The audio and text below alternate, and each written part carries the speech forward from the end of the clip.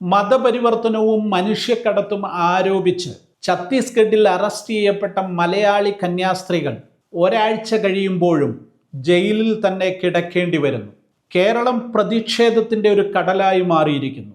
എല്ലാ കോണുകളിൽ നിന്നും അതിശക്തമായ പ്രതിഷേധമാണ് കന്യാസ്ത്രീകൾക്കെതിരെയുള്ള നിയമവിരുദ്ധമായ ഈ നടപടികളോട് ഉണ്ടായിട്ടുള്ളത്.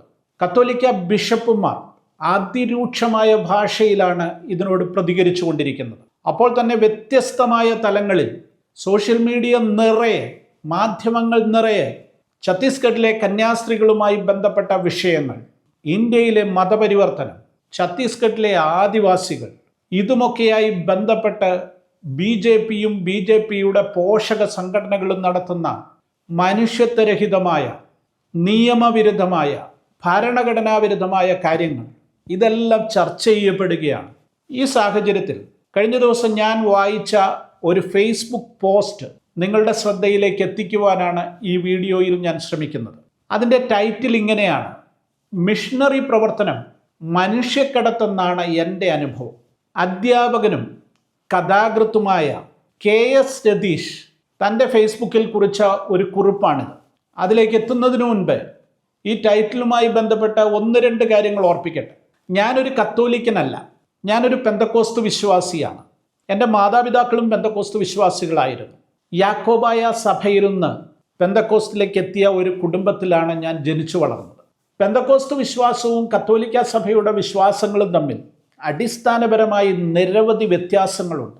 അതുകൊണ്ട് തന്നെ കത്തോലിക്ക സഭയുടെ ഉപദേശങ്ങളെയും അവരുടെ പഠിപ്പിക്കലുകളെയും ഒക്കെ നിരന്തരം എതിർക്കുന്ന ഒരു വിഭാഗമാണ് പെന്തക്കോസ്ത് സഭകൾ. അപ്പോൾ തന്നെ ലോകമെങ്ങുമുള്ള ക്രൈസ്തവ സമൂഹത്തിൻ്റെ ഭാഗമായി നിൽക്കുന്നത് കൊണ്ട് പരസ്പരം സഹകരിക്കാവുന്ന മേഖലകളിൽ സഹകരിക്കുകയും ചെയ്യുന്നു. വ്യത്യസ്തമായ സഭാവിഭാഗങ്ങളുണ്ട്. അതിൽ തന്നെ കത്തോലിക്ക സഭയാണ് ഏറ്റവും വലിയ ക്രൈസ്തവ സമൂഹം. ആ സമൂഹം ലോകത്തിന് നൽകിയിട്ടുള്ള സംഭാവനകൾ അതുല്യമാണ്. കത്തോലിക്ക സഭയ്ക്കെതിരെ നമുക്ക് വിമർശനാത്മകമായി നിരവധി കാര്യങ്ങൾ പറയുവാൻ പറ്റും. അവരുടെ തെറ്റുകൾ ചൂണ്ടിക്കാണിക്കുവാൻ പറ്റും.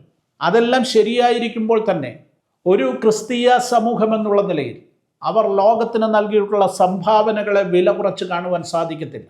അവരുടെ കന്യാസ്ത്രീകൾ, ഇന്ന് ലോകത്തിൽ 6.5 ലക്ഷത്തിലധികം കന്യാസ്ത്രീകൾ കുടുംബജീവിതം വേണ്ടെന്ന് വെച്ച് മനുഷ്യനെ സ്നേഹിക്കുവാൻ, കരുതുവാൻ തങ്ങളുടെ ജീവിതം സമർപ്പിച്ചിരിക്കുന്ന 6.5 ലക്ഷത്തിലധികം കന്യാസ്ത്രീകളുണ്ട്. 4-ാം നൂറ്റാണ്ട് മുതലാണ് സംഘടിതമായി, വ്യവസ്ഥാപിതമായി ഈ സന്യാസ സമൂഹങ്ങൾ ആരംഭിക്കുന്നത്. ഭാരതത്തിൽ കത്തോലിക്ക കന്യാസ്ത്രീകൾ നൽകിയിട്ടുള്ള സംഭാവനകൾ, വിദ്യാഭ്യാസ രംഗത്ത്, ആതുര ശുശ്രൂഷ രംഗത്ത് അവർ നൽകിയിട്ടുള്ള സംഭാവനകൾ ഇവിടെ മറ്റൊരു മതസമൂഹത്തിൽ നിന്നും ഉണ്ടായിട്ടില്ല എന്നുള്ളതാണ് യാഥാർത്ഥ്യം. എന്തിനേറെ പറയുന്നു, മദർ തെരേസ എന്ന ഒറ്റ സ്ത്രീ ഈ രാജ്യത്ത് അവരുടെ ജീവിതം കൊണ്ട് നമ്മുടെ മുൻപിൽ കാഴ്ചവെച്ച മഹത്വപൂർണമായ പ്രവർത്തന പാരമ്പര്യം, അത് മാത്രം മതിയല്ലോ കന്യാസ്ത്രീകളെക്കുറിച്ച് മനസ്സിലാക്കുവാൻ. കഴിഞ്ഞ ദിവസം രാജ്യസഭയിൽ നടന്ന ചൂടേറിയ ചർച്ചകൾ, ഓപ്പറേഷൻ സിന്ദൂറുമായി ബന്ധപ്പെട്ട് ആ ചർച്ചകൾക്കിടയിൽ MP ജോൺ ബ്രിട്ടാസ് വളരെ ശക്തമായ പ്രസംഗത്തിൻ്റെ അവസാനത്തിൽ അദ്ദേഹം പറഞ്ഞ ഒരു കാര്യമുണ്ട്. അവിടെ ഇരിക്കുന്ന ഓരോ BJPയുടെ നേതാക്കളെയും ചൂണ്ടിക്കാണിച്ചിട്ട്, നിങ്ങളൊക്കെ ക്രൈസ്തവ സ്കൂളുകളിലല്ലേ പഠിച്ചത്, എന്നിട്ട് നിങ്ങളാരും മതം മാറിയില്ലല്ലോ എന്ന് അദ്ദേഹം എടുത്തെടുത്ത് ചോദിക്കുന്നുണ്ട്. ജോൺ ബ്രിട്ടാസിൻ്റെ മുൻപ് നടന്ന ഒരു ഇൻ്റർവ്യൂവിനെ ഞാൻ വളരെയധികം നിശിതമായി വിമർശിക്കുകയും ധാരാളം ആളുകൾ അത് കാണുകയും ചെയ്തിട്ടുണ്ട്. എന്നാൽ ഇവിടെ ജോൺ ബ്രിട്ടാസ് വളരെ യാഥാർത്ഥ്യബോധത്തോടുകൂടെയുള്ള അതിശക്തമായ ഒരു പ്രതികരണമായി ആണ് നടത്തിയത്. അദ്ദേഹത്തെ അഭിനന്ദിക്കേണ്ടിയിരിക്കുന്നു. ഭാരതത്തിലെ BJPയുടെ നേതാക്കളുടെ ലിസ്റ്റ് എടുത്ത് പരിശോധിച്ചാൽ അവരിൽ ഒരു 70-75% കത്തോലിക്ക കന്യാസ്ത്രീകൾ നടത്തിയിട്ടുള്ള, അല്ലെങ്കിൽ ഏതെങ്കിലും ക്രൈസ്തവ സമൂഹം നടത്തിയിട്ടുള്ള സ്കൂളുകളിൽ പഠിച്ചു വളർന്നവരാണെന്നുള്ളതിന് യാതൊരു സംശയവുമില്ല. ഇന്ന് ക്രൈസ്തവനെ എതിർക്കുന്ന, കന്യാസ്ത്രീകളെ എതിർക്കുന്ന എല്ലാവരും തിരിച്ചറിയേണ്ടുന്ന കാര്യമാണിത്. ജീവിതത്തിൻ്റെ എല്ലാ സുഖങ്ങളും ഉപേക്ഷിച്ച്, കുടുംബജീവിതം വേണ്ടെന്ന് വെച്ച്, ക്രിസ്തുവിൻ്റെ മനസ്സോടെ ആരും ചെന്നെത്തുവാൻ സാധ്യതയില്ലാത്ത മേഖലകളിൽ പോയി കഠിനമായി അധ്വാനിക്കുകയും ജനങ്ങളെ ഉന്നതിയിലേക്ക് കൊണ്ടുവരുവാൻ അക്ഷീണം പരിശ്രമിക്കുകയും ചെയ്യുന്ന എല്ലാ കന്യാസ്ത്രീകളോടുമുള്ള ആദരവോടുകൂടെ പറയട്ടെ, കന്യാസ്ത്രീകൾക്കെതിരെ ഈ രാജ്യത്ത് നടക്കുന്ന ഇതുപോലുള്ള അക്രമങ്ങൾ ലോക മനസാക്ഷിയുടെ മുൻപിൽ നമ്മുടെ രാജ്യത്തിൻ്റെ യശസ് തകർത്ത് കളയുന്നതാണ് എന്നുള്ളതിന് സംശയമില്ല. KS രതീഷ് എന്ന അധ്യാപകന്റെ കഥാകൃത്തിന്റെ ടൈറ്റിലേക്ക് വരട്ടെ. മിഷണറി പ്രവർത്തനം ഒരു മനുഷ്യക്കടത്താണ്. ജീവിതാനുഭവങ്ങളോട് ചേർത്ത് വെച്ച് അദ്ദേഹം എഴുതിയിരിക്കുന്ന ആ കുറിപ്പ് വായിക്കുമ്പോൾ നമുക്കത് കൂടുതൽ ബോധ്യമാകും. എങ്കിലും ഞാനൊന്ന് പറയട്ടെ, ആദിവാസി മേഖലകളിൽ, ദളിത് സമൂഹത്തിൽ, ഭാരതത്തിൻ്റെ ഗവൺമെൻറ് സംവിധാനങ്ങൾക്ക് എത്തിപ്പെടുവാൻ സാധിക്കാത്ത മേഖലകളിലൊക്കെ കടന്നുചെന്ന് അതികഠിനമായ സാഹചര്യങ്ങളോട് പൊരുതി നിന്ന് അവിടെ അടിമ ജീവിതം നയിക്കേണ്ടി വരുന്ന, ദാരിദ്ര്യത്തിൽ നൂറ്റാണ്ടുകളായി കഴിഞ്ഞുകൂടുന്ന ജനവിഭാഗങ്ങളെ മുഖ്യധാരയിലേക്ക് കൊണ്ടുവരുന്ന മിഷണറിമാരുടെ പ്രവർത്തനം സത്യത്തിൽ മനുഷ്യക്കടത്ത് തന്നെയാണ്. ഇവിടെ കന്യാസ്ത്രീകൾ മനുഷ്യക്കടത്ത് നടത്തിയെന്ന വ്യാജ ആരോപണമാണ് അവരെ ഉന്നയിച്ചിരിക്കുന്നതും കേസ് എടുക്കുവാൻ കാരണമാക്കി കണ്ടിരിക്കുന്നതും. എന്നാൽ സത്യത്തിൽ എല്ലാ മിഷണറിമാരും അവർ നടത്തുന്ന പ്രവർത്തനം മനുഷ്യക്കടത്ത് തന്നെയാണ്. ഏതു തരത്തിലുള്ള മനുഷ്യക്കടത്ത്?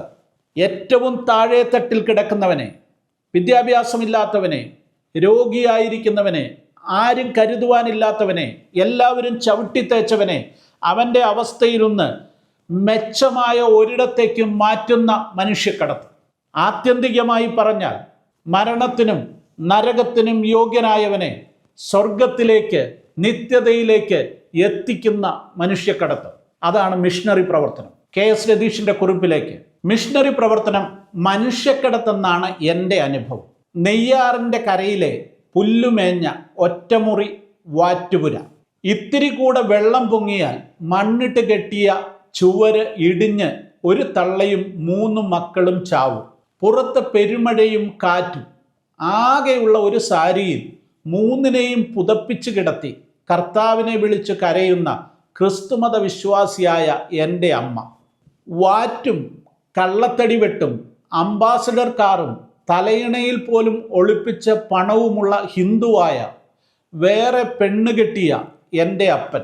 അതിലെ നടുക്കത്തെ കരിമൻ ചക്കനെ എൻ്റെ ഏറ്റവും എളിയ മനുഷ്യന് ചെയ്തതെല്ലാം എനിക്ക് ചെയ്തതാകുന്നു. മത്തായി 25:40 അതായത് ഹിന്ദുക്കളുടെ മാധവസേവ ലക്ഷ്യമാക്കിയ മിഷണറിമാർ 3 നേരം തീറ്റിയും കിടക്കാൻ ഇരുമ്പ് കട്ടിലും പഠിക്കാൻ റിങ്കിൾ റൗബേ എന്ന മിഷണറി സ്ഥാപിച്ച സ്കൂളിലെ സൗജന്യ വിദ്യാഭ്യാസവും കൊടുത്ത് ഒപ്പം വായിക്കുവാൻ ബൈബിളും. അവൻ +2 പഠിക്കുമ്പോൾ വിശന്ന് തലകറങ്ങി വീണപ്പോൾ തുണയായത് ഒരു ലുഡ്വിന മേരി എന്ന കന്യാസ്ത്രീയാണ്. അവരാണ് നല്ലൊരു ചെരുപ്പും ഉടുപ്പും ആദ്യമായി വാങ്ങിക്കൊടുത്തത്. ആ കരിമൻ ഇന്ന് മതവും മതഭ്രാന്തുമില്ലാത്ത ഞാനായി മാറി. എനിക്ക് മതവും ജാതിയുമില്ലാത്ത 2 മക്കളുമുണ്ടായി, ജീവിക്കാനുള്ള വഴിയുമായി.